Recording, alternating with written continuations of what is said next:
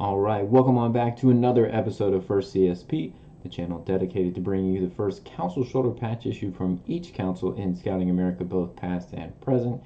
Today we're going to take a look at Connecticut Yankee 72 out of Connecticut. This council was originally formed in 1998 as a merger of Fairfield County and Quinnipiac councils.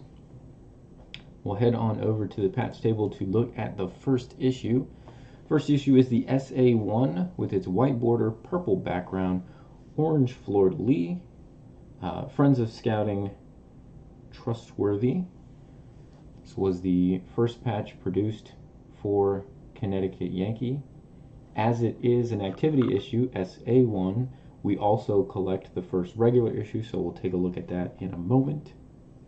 This one is a cloth back for the SA1.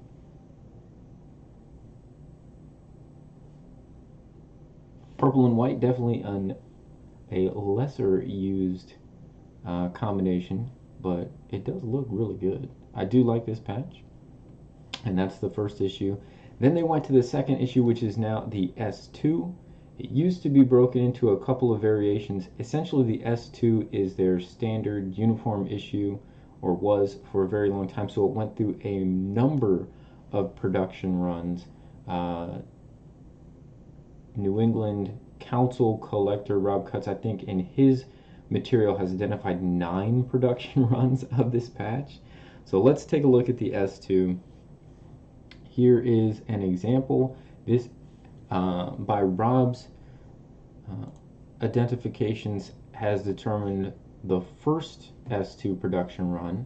One of the ways we can tell is actually on the back, and I'll show you. We have a couple more S2s as well, so we'll kind of look at some of the differences there and then talk about some of the other things that I know Rob has put out in his collecting literature, which we're always very thankful to single council collectors. They have the most information about these sorts of things. But this in general is going to be an S2, the first regular issue, defined with its red border, pale blue sky, red fleur-de-lis, white on purple background, name, proud of our past, leading the future, and 72. So all those would be features, and those are on all of the S2s. There's just slight variations between the production runs.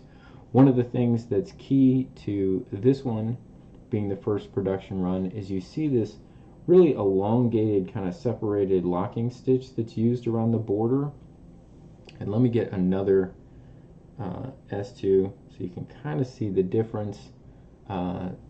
Rob has identified that this longer connecting stitch does single out this particular issue, which was the first known production run of an S2. You can see it used to be called S2A, but they've done away with the S2A, S2B, etc. They're all just regarded as S2s now. There was another one produced, I believe, probably at the same time, that is a numbered issue. That's what became listed as the SA3. We don't happen to have one of those. And then subsequent production runs of the S2 were all similar. So here is another S2. This used to be listed as an S2B. And you'll note slight differences in the color. This is a darker kind of ocean water here. This ends up being a little bit lighter. Kind of hard to fit these on the same screen at the same time. I will say in person, the first production run S2, and it appears from Rob's photo documentation, the SA3, they kind of have these like larger raised borders, and it's super tightly woven, which is kind of a distinctive when looking at it against later S2 production runs. The earlier S2s all have kind of plain plastic backs, and then later ones are going to start to have the Scout Stuff back or the 1910 back, etc. All the ones that we have are sort of on the earlier side of things. They both have just plain plastic backs. So we have the first production run here. We'll flip it over just to kind of look at the difference there and trying to put those stitches next to each other just to see the difference. You get a much more elongated locking stitch on this first one. We get a tighter locking stitch on the later ones. So this is a later one, and then this is another later one, but still with a plain plastic back.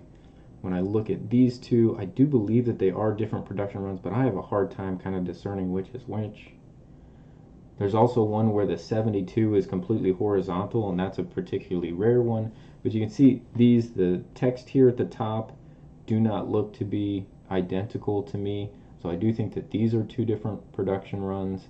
We get slightly different stitching here through the top of the ocean, so those look different. But so these are earlier because they're plain plastic backs, but they're not the first one because they have the different stitching. I think for most collectors at that point, not going to be as concerned about it. But if you are a Connecticut Yankee collector and you want all of the production runs that were known, if you're not in touch with Rob, I would say, find him along the collecting forums because he is the best resource for that. But this just gives you a couple of examples.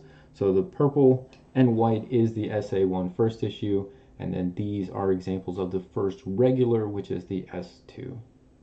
Well, there you have it for Connecticut Yankee Council.